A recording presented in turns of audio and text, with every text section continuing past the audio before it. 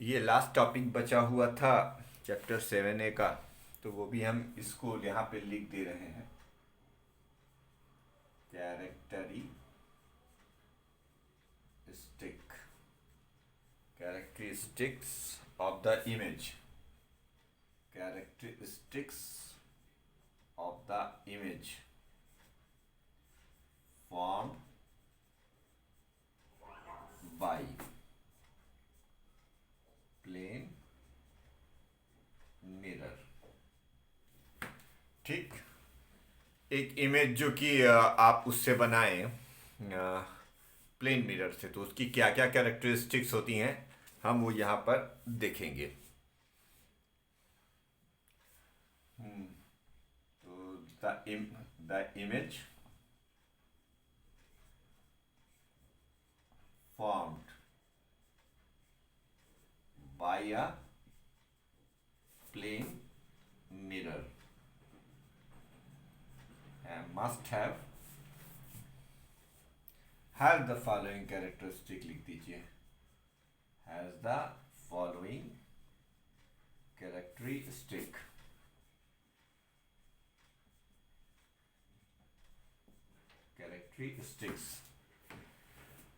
जैसे नंबर 1, बेटा plane mirror में आप जब भी रिफ्लेक्शन कराओगे तो रिफ्लेक्शन जब होगा तो रे एक्चुअली तो मीट करेंगी नहीं। जब रे एक्चुअली मीट करती नहीं तो ऑब्जेक्ट की जो इमेज बनेगी वो वर्चुअल होगी। क्या होगी? वर्चुअल होगी। फिर प्लेन मिरर की दूसरी सबसे बड़ी पहचान क्या होती है? जिस साइज की ऑब्जेक्ट होती है उसी साइज की उसकी इमेज फॉर्म होती है। तीसरे, जैसे आपका ऑब्जेक्ट रखा हुआ होता है वैसे ही उसकी इमेज होती है, यानी वो इन्वर्टेड इमेज नहीं बन सकती। तो कैसी बनती है? याद रखेंगे, वर्चुअल इमेज होगी, इरेक्ट इमेज होगी। वर्चुअल होगी, इरेक्ट होगी, और आप same size of the object होगी, और लैटरली इन्वर्टेड भी होगी। तो अगर कभी क्वेश्चन आ जाए कि what is the characteristic of the image formed by a plane mirror, तो 4 कैरेक्टरिस्टिक्स आपको लिखनी है। वो 4 मैं आपके सामने लिख देता हूं। Up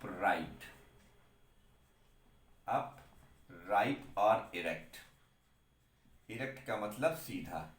number 2, virtual. Number 3, of same size. Of same size as the object।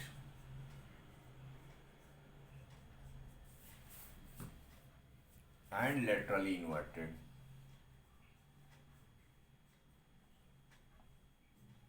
and laterally inverted।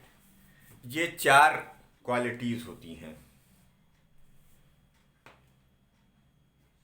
अब इसकी जो वजह होती है वो ये क्या होती है, मैंने आपसे कहा था कि देखिए जैसे आप एक रे लेते हैं, इसको आप प्रैक्टिकली समझिए।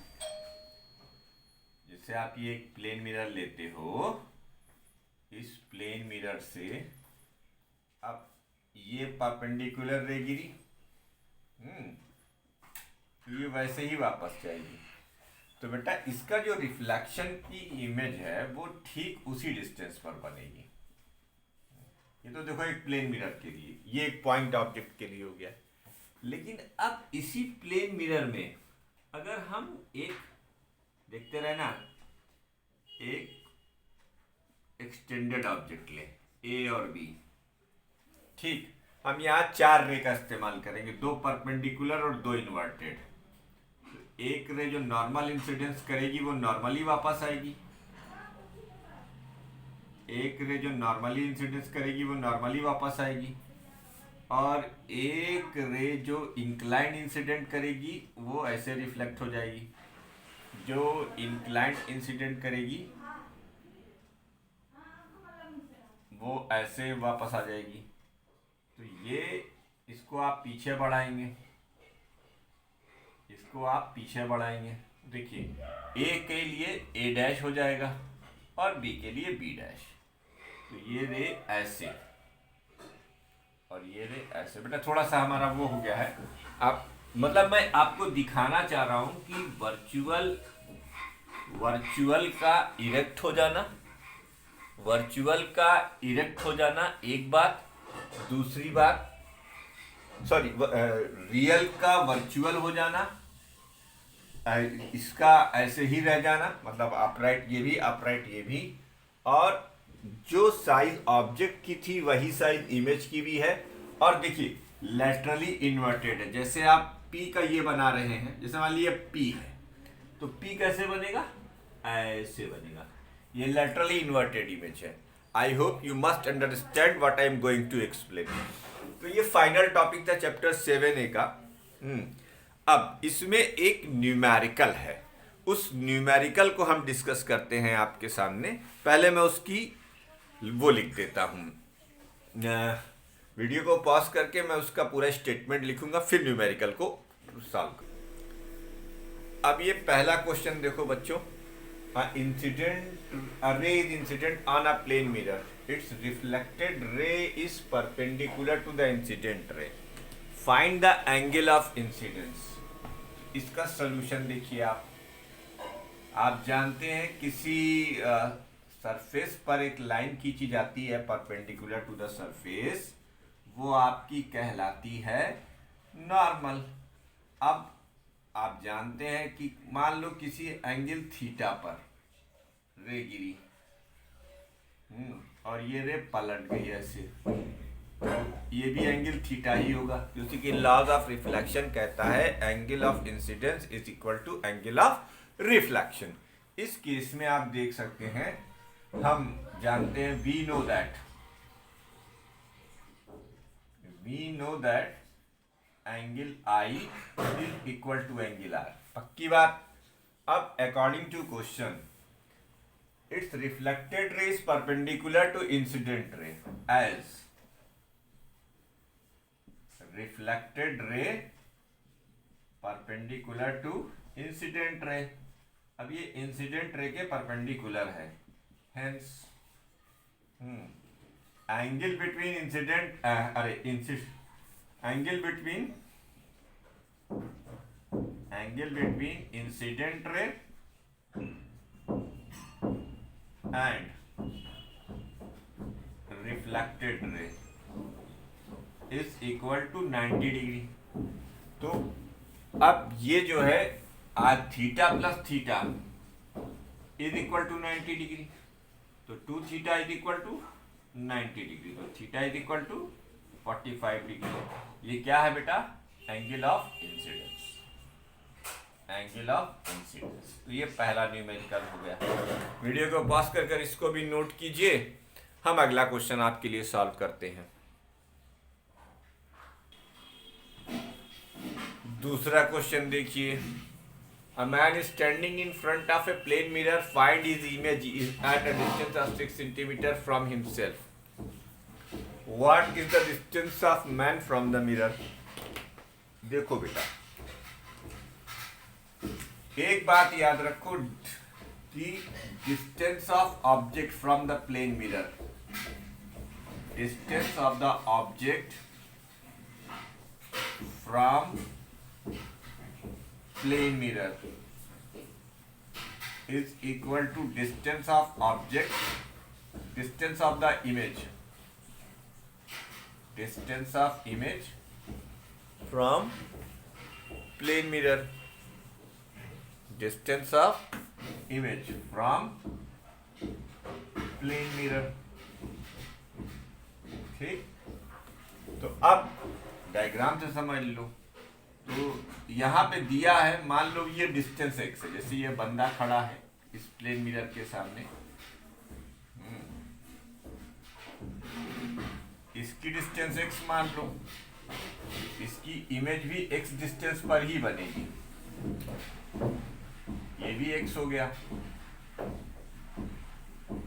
ठीक, इसकी इमेज बन गई, या ये ऑब्जेक्ट है और ये इमेज है, ठीक है। तो कहता है कि ऑब्जेक्ट और इमेज के बीच की डिस्टेंस 6 मीटर है, तो इसका मतलब 2x is equal to 6 metre, तो x is equal to 3 metre. ये आपका दूसरा क्वेश्चन हो गया। ठीक है, पेज नंबर 254 पर इसको भी नोट कर लीजिए। आइए अगला क्वेश्चन देखते हैं। ये न्यूमेरिकल हो सकता है आपको थोड़ा सा कम समझ में आया हो खुद से, तो इसीलिए मैंने सोचा इसको भी सॉल्व कर दूं। An object is kept at 60 centimetre in front of a plane mirror. ठीक है, तो देखो पहली सिचुएशन से हम एक डायग्राम बना लेते हैं। ये आपका प्लेन मिरर है, ओके। अब यहां से एक 60 सेंटीमीटर की डिस्टेंस पर आप एक ऑब्जेक्ट या ये just a common way to show the something. तो अब 60, देखो पहली सिचुएशन में अभी हम पहले काम करेंगे। तो इसकी इमेज ठीक 60 सेंटीमीटर पर बनेगी और वो ऐसी होगी। वर्चुअल और अपराइट इमेज बनती है, आपको पता है। तो ये 60 सेंटीमीटर पर बनी, ये फर्स्ट केस में है। First case. अब if the mirror is now moved 25 centimetre away from the object. अब पहले 60 सेंटीमीटर डिस्टेंस थी, अब मिरर यहां नहीं है, यहां से ये 25 सेंटीमीटर आगे की तरफ खिंच गया है। अब मिरर यहां पर है, ओके। अब ये मिरर यहां पर है। मिरर कहां है बेटा? यहां पर है। तो अब इसकी जो डिस्टेंस हो गई वो देखो 60 सेंटीमीटर तो ये हो गई और 25 सेंटीमीटर ये हो गई। तो कितनी डिस्टेंस हो गई? 85 सेंटीमीटर। कितनी हो गई भाई? अब ये डिस्टेंस कितनी हो गई? ऑब्जेक्ट की मिरर से डिस्टेंस हो गई 85 सेंटीमीटर। क्लियर है? ये मिरर शिफ्टेड बाय 25 सेंटीमीटर है। तो अब ऑब्जेक्ट की डिस्टेंस मिरर से कितनी हो गई? 25 सेंटीमीटर। तो बच्चों एक बात बताइए, पहले आपका ऑब्जेक्ट इसका जो पोजीशन थी वो ये थी, कितनी थी बेटा? ये 60 सेंटीमीटर। अब कितनी बची? 35 सेंटीमीटर। पक्की बात? अरे 35 सेंटीमीटर बची। तो इमेज की पुरानी इमेज की डिस्टेंस, ये ओल्ड इमेज है, ओल्ड इमेज, ठीक। अब जो आपकी नई इमेज 85 सेंटीमीटर है, तो आपकी नई इमेज कहां फॉर्म होगी? ठीक 85 सेंटीमीटर पर, 85 सेंटीमीटर पर आपका नई इमेज फॉर्म होगी। यानी आपकी नई इमेज जो बनेगी वो यहां बनेगी। तो देखो अगर ये पूरी 85 है तो ये 35 सेंटीमीटर हुई, तो फिर ये डिस्टेंस कितनी हो जाएगी? 60 सेंटीमीटर। तो ये न्यू इमेज और ओल्ड इमेज के बीच में डिस्टेंस कितनी हो जाएगी? The distance between the new image and old image is 60 centimetre. The distance between the new image and old image is equal to 60 centimeter. I hope you must understand by explaining this figure in the two different situation. हालांकि आपकी book में भी एक ऐसा example दिया हुआ है, लेकिन वो उन्होंने एक ही में कर दिया। मैंने इसे एक में करना मुनासिब नहीं समझा, इसीलिए आपको दो उसमें कर कर मैंने दिखाया। राइट, तो ये एक और क्वेश्चन हुआ। अब अगला जो क्वेश्चन है वो भी देखता हूं। अब ये question, an optician while testing the eyes of a patient keeps a chart of letters 3 meter behind the patient and asks him to see the letters on the images of chart formed in a plane mirror kept at a distance of 2 meter in front of it. At what distance is the chart seen by the patient? देखो हम chart के सारे letter नहीं बनाएंगे, हम chart का एक letter ए बना लेते हैं, मान लो। अब ए और पेशेंट की आइज के बीच की जो डिस्टेंस है, patient keeps a chart of letters 3 metre behind the patient. ये जो डिस्टेंस है ये 3 मीटर है, ठीक। इससे 2 मीटर आगे, इससे 2 मीटर आगे आपने एक मिरर लगा रखा है, ठीक। अच्छा, तो इस ए की इमेज, आप जानते हैं कोई भी प्लेन मिरर जितनी डिस्टेंस पर ऑब्जेक्ट होता है उतनी ही डिस्टेंस पर उसकी इमेज फॉर्म करती है। इसका मतलब ये ए जो है आपको कहाँ दिखाई देगा वर्चुअली, यहां दिखाई देगा। अच्छा, ए को ए बताने का एक मतलब और ये था कि ए एक ऐसा लेटर है जिसमें लैटरल इन्वर्सन नहीं होता। तो ये डिस्टेंस 5 मीटर हो गई और ये डिस्टेंस 2 मीटर हो गई। तो letter A will appear to the patient at a distance of 5 + 2 7 metre. Letters appears to the patient at a distance of 7 metre. आइए, ये चैप्टर में और भी कुछ अगर आपको नहीं आता है तो मुझसे आप पूछ सकते हैं। वैसे अगर आप इसकी एक्सरसाइज 7A कर लेंगे तो ये आपके लिए इम्पॉर्टेंट है। तो बच्चों 7A यहीं पर ख़त्म होता है। अब हम 7B की ओर बढ़ रहे हैं, तो इसे आप पॉज करके नोट कर लीजिए। चैप्टर 7B का जो पहला टॉपिक है, images formed in a plane mirrors, pair of plane mirrors, in a pair of plane mirrors. तुम ध्यान से देखो, मान लो तुम्हारे पास ये एक ऑब्जेक्ट है, ये तुम्हारे पास एक प्लेन मिरर है, ठीक। अब तुमने इससे एक रे चलाई, वो रे नॉर्मल इंसिडेंस करके वापस आ गई, ठीक। देखते जाना। तो ये इसकी पहली इमेज बन गई। मान लो ये O था, ये O' था। अब अगर ऐसे ही एक मिरर यहां पे रखा हुआ है, ये मैं जस्ट समझाना चाह रहा हूं, तो इसके लिए एक ऑब्जेक्ट तो ये होगा और एक ऑब्जेक्ट ये होगा, ठीक। तो अब ये मिरर जो है 2 इमेज बनाएगा। एक इमेज कैसे बनाएगा? एक इमेज तो ठीक इतनी दूरी पर बनाएगा, ये देखो O" हो गया, ठीक। और इसकी डिस्टेंस, बाप रे, ये शायद पार हो जाएगा, 2x मान लेते हैं। ये डिस्टेंस x है, 2x, इसको x मान लेते हैं। तो ये डिस्टेंस 2x प्लस ये 3x हो गया। तो अब ये O' की जो इमेज बनाएगा वो O'' इसी लाइन में इस तरफ बनाएगा। यानी एक मिरर से फॉर्म होने वाली इमेज दूसरे मिरर के लिए ऑब्जेक्ट की तरह काम करती हैं। अब ये डिपेंड करता है different orientation of the 2 plane mirrors की कितनी इमेजेस फॉर्म होगी।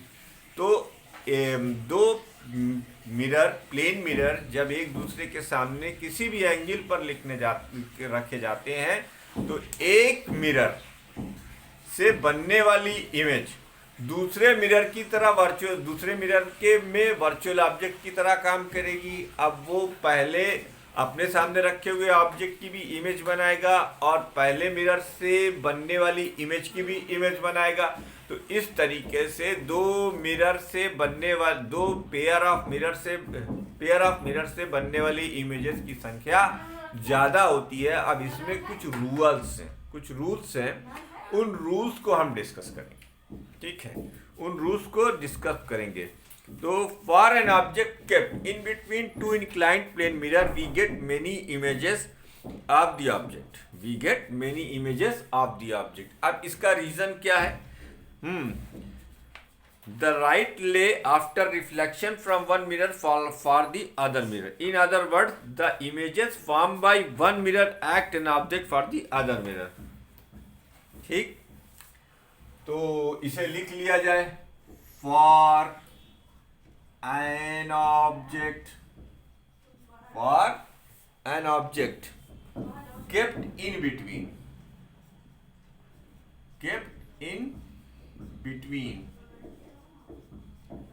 To plane mirror. अब ये कोई जरूरी नहीं है कि आप इसे मिड पॉइंट पर ही रखें, आप इसे कहीं भी. If an object kept in between two plane mirror which may be inclined. ये कोई जरूरी नहीं है कि पैरेलल ही हो, आमने सामने ही हो, किसी भी एंगल पर हो सकते हैं. Which may be inclined, we get many images. We get many images.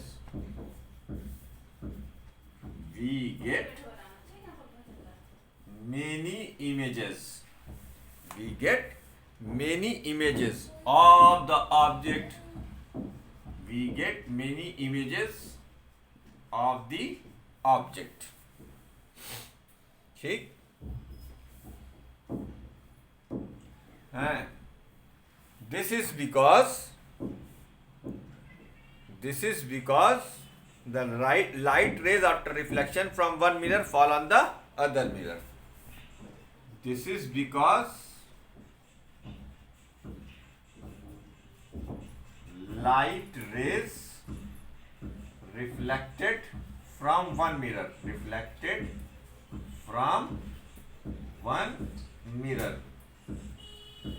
This is because light ray reflected from one mirror falls on other mirror.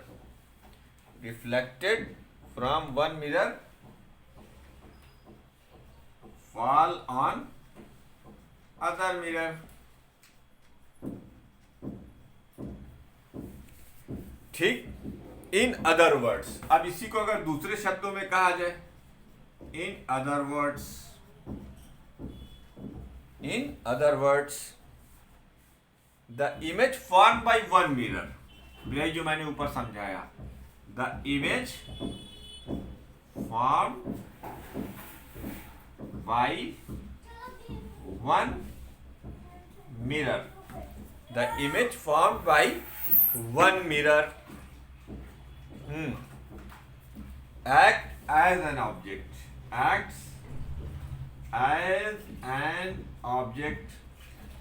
acts as an object for the other mirror. अब वो दूसरे mirror के लिए object की तरह काम करेगी for the other mirror. Okay, ये जो मैंने ऊपर आपके सामने डिस्कस किया था, दिस कंटिन्यूज फर्दर, या this continues till no more reflection can occur on any mirror. This continues till no more reflection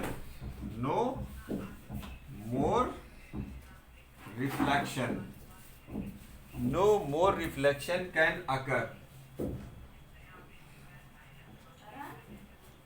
occur on any mirror. ये तब तक होता रहेगा जब तक कि फर्दर रिफ्लेक्शन ना हो. आइए अब इसकी डिटेल एनालिसिस करते हैं. तो वीडियो को पॉज कर इसको नोट कर लीजिए, इसकी डिटेल एनालिसिस करते हैं.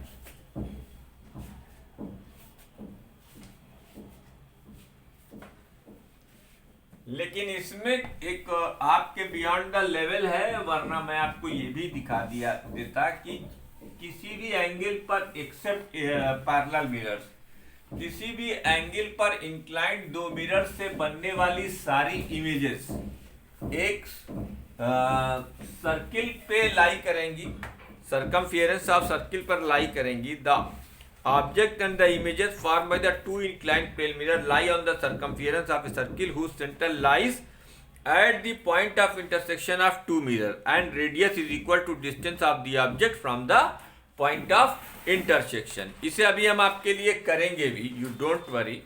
The object and the image. The object and the image. The object and the image formed by the two inclined mirrors. By the two inclined mirrors. पानी दे देना है. Two inclined mirrors lie on the circumference. Lie on the circumference.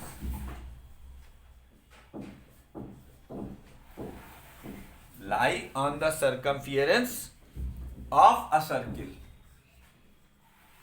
Of a circle whose center lies at the point of intersection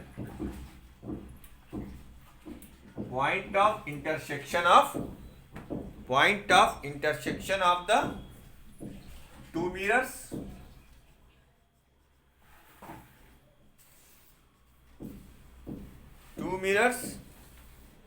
And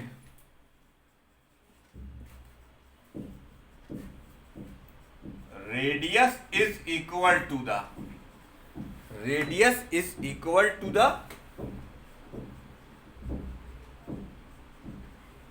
distance of the object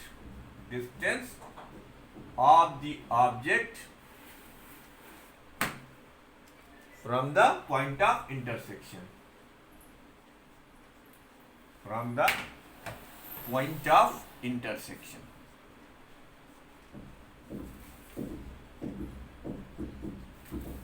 ठीक.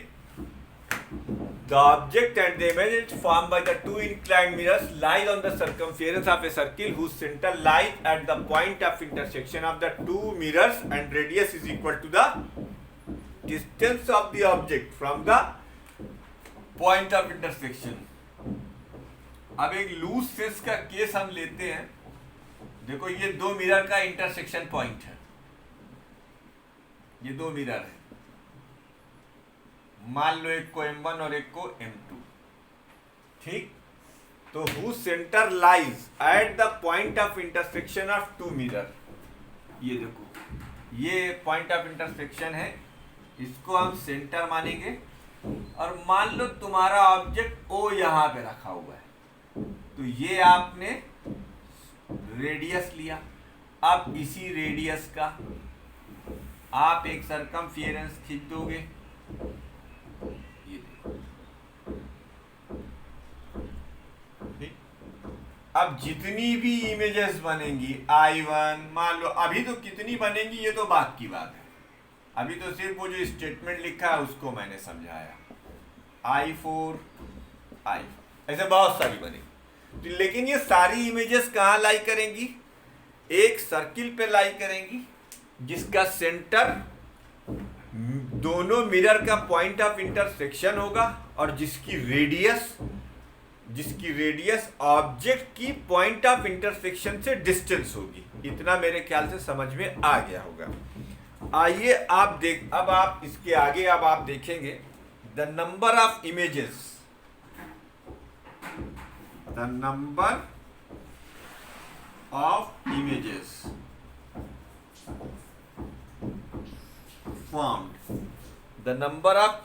formed depends on the following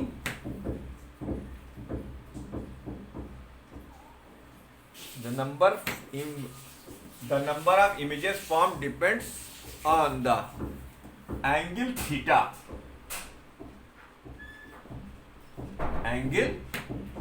between the two mirrors.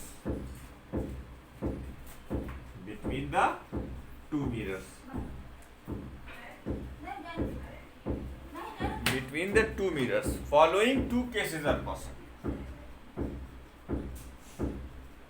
Following two cases are possible. Note कीजिए इसको, तो समझ में आया ना? जब दो मिरर एक दूसरे के साथ किसी इंक्लाइंड पोजीशन पर रखे हुए होते हैं तो फिर उनसे नंबर ऑफ इमेजेस एक से ज़्यादा हो जाती हैं। ऐसा इसलिए होता है कि एक मिरर से बनने वाली इमेज दूसरे मिरर की तरफ में के लिए ऑब्जेक्ट का काम करने लगती है। अब जब दूसरे मिरर से एक इमेज बनेगी तो वो पहले मिरर के लिए ऑब्जेक्ट का काम करेगी। अब उससे फिर एक और इमेज बनेगी, वो पहले मिरर दूसरे मिरर के लिए ऑब्जेक्ट की तरह काम करेगी। तो इस तरीके से नंबर ऑफ इमेजेस की गिनती बढ़ती जाती है।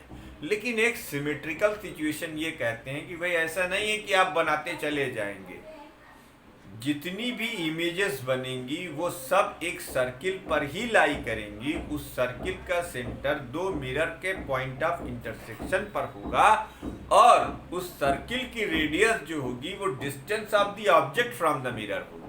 ये दो कॉन्सेप्ट समझ लीजिएगा। चलिए इसको नोट कीजिए, तब हम इसके आगे बढ़ते हैं।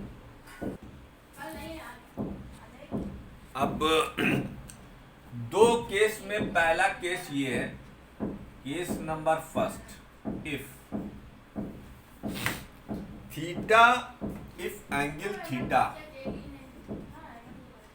Degree between two mirrors, between the mirrors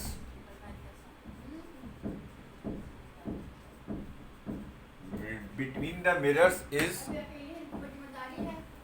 such that n is odd, such that n such that इसको ऐसे लिखो, such that n is equal to 360 degree upon theta, ये आ जाए ऑड। तो अब यहाँ पर दो condition possible, number of images, देखो यहीं से लिख देता हूं, number of images n is, number of images n होंगी, number of images is n if object lies asymmetrically। देखो फॉर एग्जाम्पल, जैसे ये एक मिरर है और ये एक दूसरा मिरर है, इन दोनों के बीच का एंगल कितना है, 72 डिग्री मान लेते हैं। तो देखो एक लाइन जो कि ठीक बाइसेक्टर पर जाए, यानी ये एंगल कितना होगा 36 डिग्री और ये एंगल कितना होगा 36। ये लेकिन आपका ऑब्जेक्ट इस पर लाई न कर यहां कहीं लाई करे ऑब्जेक्ट, तो नंबर ऑफ इमेजेस कितनी हो जाएंगी, नंबर ऑफ इमेजेस हो जाएंगी n is equal to 360 degree divided by 72। काटिए उठिए, 7 पंजे 35, 2 पंजे 10, यानी 5 आवा। अब ये पांचों इमेज इसी उस पर लाई करेंगी एक सर्किल पर। ये देखिए दो चीजें आपके समझ में आ गई। तो ये असिमेट्रिकल लाई है और नंबर ऑफ इमेजेस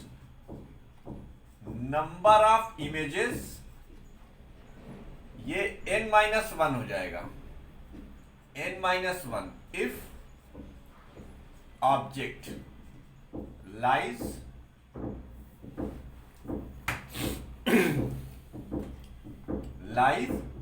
सिमेट्रिकल। ठीक, n की वैल्यू कैसे, नंबर ऑफ इमेजेस निकालने का तरीका क्या है कि जो angle of inclination between the two mirrors है उससे 360 में डिवाइड कर दीजिए। अब अगर कोई ऑड नंबर आ गया तो ऑड नंबर पर दो केसेस पॉसिबल हैं। एक, सिमेट्रिकल अगर लाई कर रहा है तो क्या होगा, और असिमेट्रिकल लाई कर रहा है तो क्या। सिमेट्रिकल लाई करने का मतलब ये बेटा कि परपेंडिकुलर बाइसेक्टर पे लाई करे। किस पे लाई करे?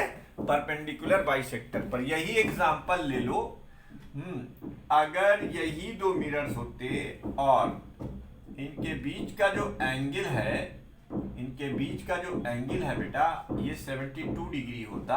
अब ये परपेंडिकुलर बाइसेक्टर है, यानी 36 डिग्री का एंगल ये भी है, 36 डिग्री का एंगल ये भी है। आपका ऑब्जेक्ट अगर परपेंडिकुलर बाइसेक्टर पर लाई करता, object lie symmetrically, that is lies on perpendicular bisector, lies on the perpendicular bisector, perpendicular bisector. तो ये सिमेट्रिकल लाई करता, तब नंबर ऑफ इमेजेस क्या होती? n-1, यानी 360 degree upon 72 degree minus 1, that is 5 - 1 is equal to 4। इसका रीजन भी सुन लीजिए। इसका रीजन क्या है? क्योंकि जब सिमेट्रिकल लाई करेंगी तो इन दोनों मिरर से बनने वाली एक इमेज ओवरलैप कर जाएगी। क्या कर जाएगी? ओवरलैप। बिकॉज टू, तो देखो जैसे बनेंगी तो 5 ही, लेकिन सिमेट्रिकल लाई करने की वजह से इसकी एक दो इमेज जो है वो एक ही इमेज हो जाएगी ओवरलैपिंग की वजह से। तो ये तो पहला केस था जिसमें आपने थीटा की वैल्यू ऑड निकाली। अच्छा, अब ये वीडियो को पॉज करके नोट कीजिए। तो अगर दो मिरर एक दूसरे से किसी एंगल पर इंक्लाइंड हो तो फिर हम नंबर ऑफ इमेजेस निकालने के लिए 360 में एंगल ऑफ इंक्लिनेशन को डिवाइड करेंगे। अगर वो गिनती ऑड आती है तो ऑड अगर आ जाती है तो फिर दो केसेस पॉसिबल हैं। अगर परपेंडिकुलर बाइसेक्टर पर लाई नहीं करता है तो n की वैल्यू 5, और अगर परपेंडिकुलर बाइसेक्टर पर लाई करता है तो n की वैल्यू 4, क्योंकि कि जो पांचवी इमेज है वो दोनों मिरर से बन के ओवरलैप कर जाएगी। That's it. तो ये केस नंबर 1 हुआ। अब केस नंबर 2 की बात करें तो केस नंबर 2 में अब हमें ये देखना है कि 360 theta is such that 360 upon theta is even. Case number 2 देखिए, case number 2, if theta degree is such that n is equal to 360 upon theta degree is equal to an even number, an even number। अब अगर ये एक even number आ गया तब क्या होगा? an even number, then the number of images is always, then the number of images is always, number of images is always n-1 for all positions। अब चाहे वो सिमेट्रिकल लाई करे या इस असिमेट्रिकल लाई करे, इससे कोई फर्क नहीं पड़ता। अगर ऊपर का नंबर इवन आ गया तो फिर हम क्या कहेंगे, वहां हर पोजीशन के लिए आपको सिर्फ और सिर्फ एक n-1 ही इमेजेस फॉर्म होंगे। अब जैसे देखो, for example if theta is equal to 60 degree, दोनों के समझाता हूं, घबराओ मत। देखो जैसे अपन ने देखा ये वाला, ये एक मिरर है M1 और इससे एक दूसरा मिरर है M2, इन दोनों के बीच में एंगल है 60 डिग्री। ठीक, अब कोई यहां लाई कर रहा है ऑब्जेक्ट, तो नंबर ऑफ इमेजेस, देखो ये असिमेट्रिकल लाई कर रहा है, तो नंबर ऑफ इमेजेस, n की वैल्यू पहले निकालो, तो n की वैल्यू हो जाएगी 360 डिग्री अपॉन 60 डिग्री, ये हो गया 6, है ना। तो नंबर ऑफ इमेजेस कितनी हो जाएंगी? नंबर ऑफ इमेजेस हो जाएंगी n-1, यानी 6 - 1 इज इक्वल टू 5। काम था, नंबर ऑफ इमेजेस कितनी हो गई? 6 - 1। अच्छा, अब अगर सिमेट्रिकल लाई करें सिमेट्रिकल लाई करे मतलब इसका ये परपेंडिकुलर बाइसेक्टर है, परपेंडिकुलर बाइसेक्टर के ये दो 30 डिग्री के एंगल है, यहां पर ये एक ऑब्जेक्ट लाई कर रहा है, ठीक। तब देखो ये सिमेट्रिकल लाई है, तब भी n की वैल्यू जो आएगी वो 360 डिग्री अपॉन 60 डिग्री 6 आई, लेकिन जो नंबर ऑफ इमेजेस होंगी वो नंबर ऑफ इमेजेस n-1 इस केस में भी 5 होगा। तो मैंने आपको वायर डायग्राम दोनों समझा दिया, चाहे ऑब्जेक्ट सिमेट्रिकली लाई करे और चाहे असिमेट्रिकली लाई करे, लेकिन अगर n की वैल्यू इवन आई तो नंबर ऑफ इमेजेस 6-1 ही होंगे। क्यों?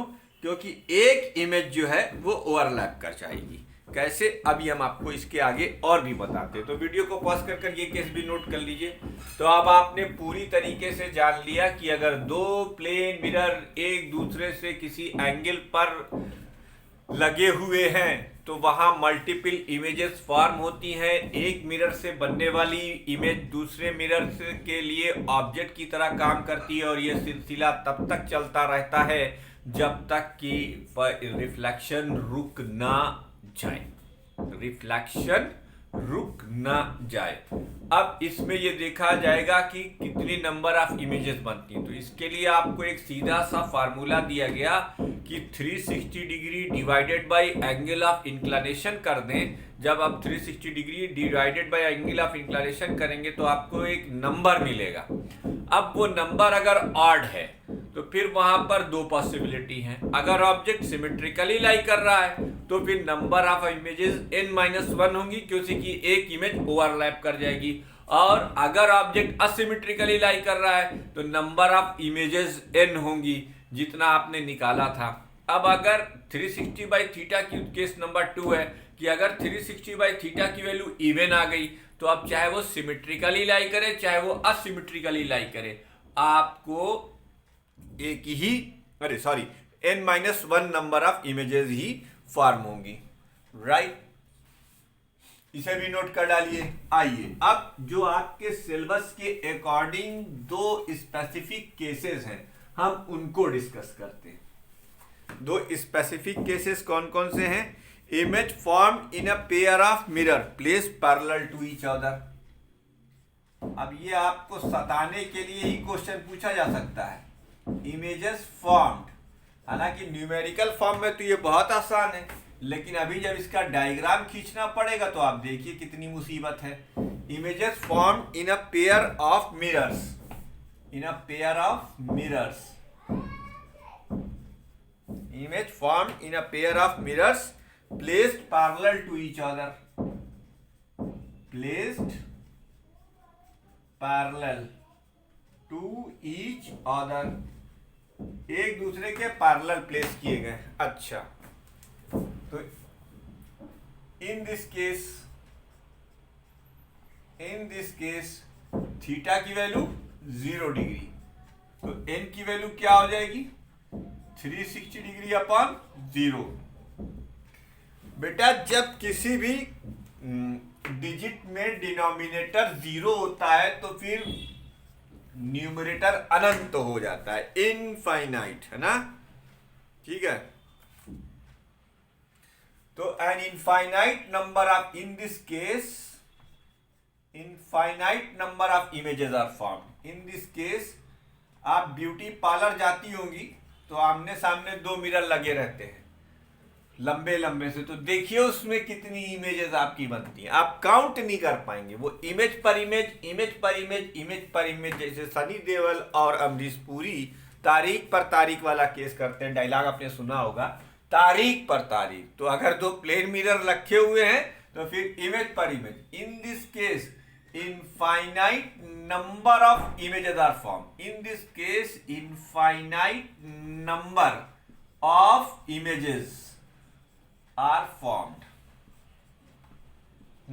आइए अब इसको हम डायग्रामेटिकली समझेंगे। देखिए साहब, किसी भी सिचुएशन पे, पोजीशन पे आप दो मिरर लगा दीजिए, लग गए साहब आपके दो मिरर। इसको आपने M2 लिखा, इसको आपने M1 लिखा, मान लेते हैं दो मिरर है। अब यार एक लाइन खींच लो, क्योंकि कि एक ही लाइन पर सारी इमेजेस फॉर्म होंगी। ठीक, देखते रहे ना भैया, क्यों फॉर्म होगी? क्योंकि हमने सिंप्लिसिटी के लिए यहां पर ऑब्जेक्ट को लिया है। तो देखो, इस ऑब्जेक्ट से दो रे चलाओ, ऐसे।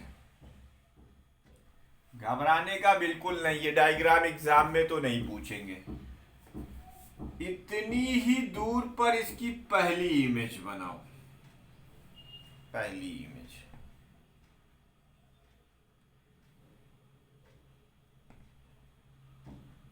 बहुत बढ़िया।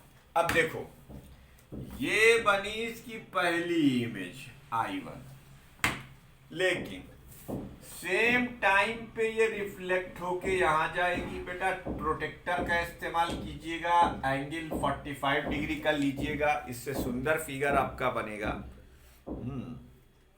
अब यहां से भी एक इमेज ले जाएंगे हम।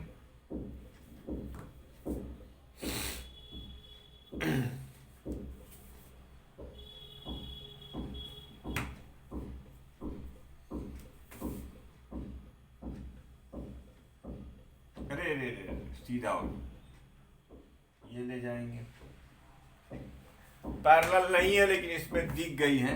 अब बेटा देखो, अब ये डिस्टेंस लो और ये डिस्टेंस लो। देखो, ये बनेगी तुम्हारी I2।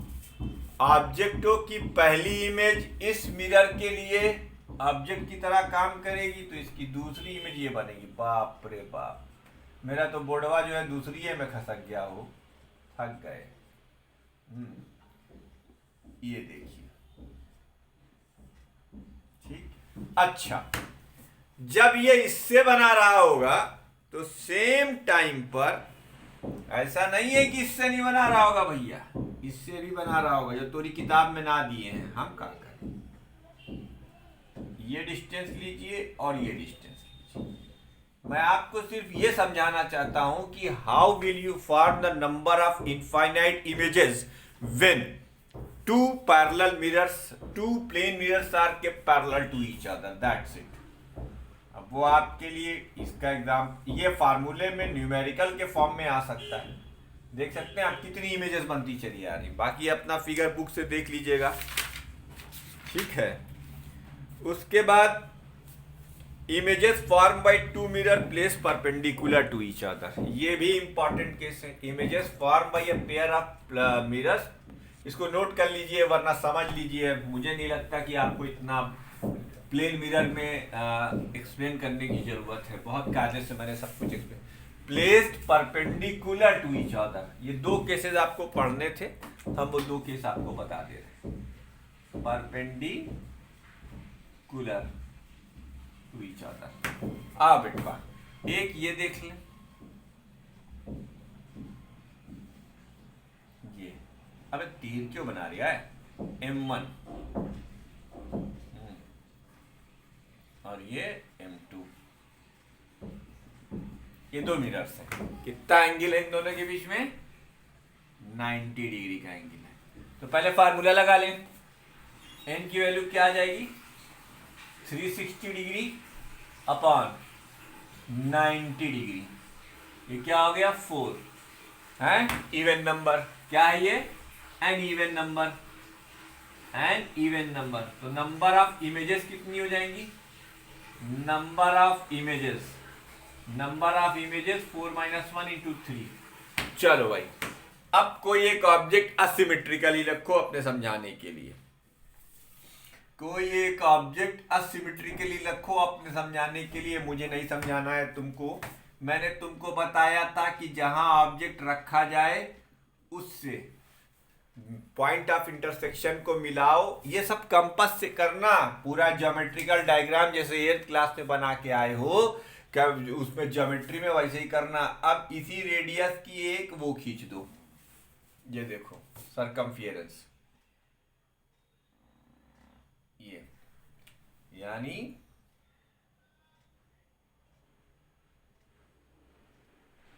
अब ये तुम्हारी सारी इमेजेस है वो इसी सरकमफियरेंस पर ही लाई करेंगी।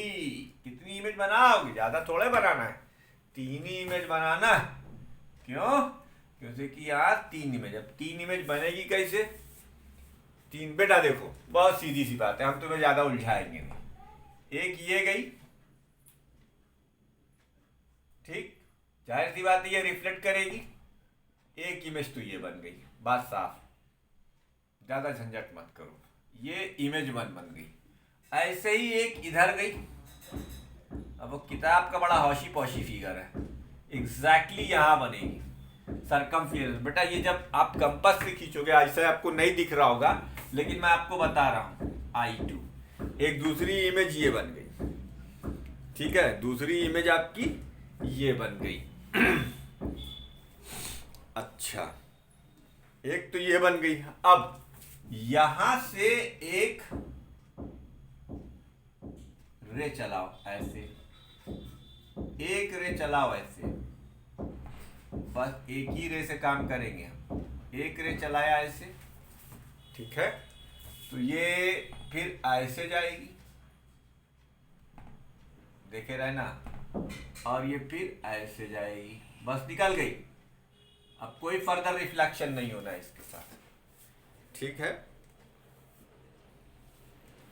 तो ये इससे जाती हुई दिखाई देगी, और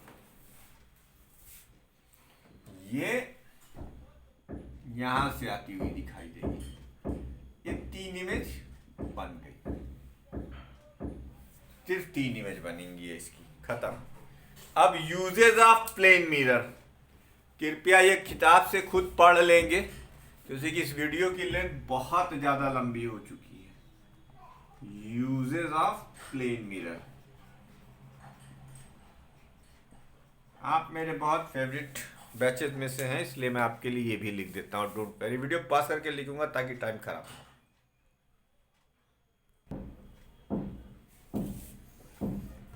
तो यूज ऑफ प्लेन मिरर में आपने ये देखा, ये नोट कर डालिए। Thank you.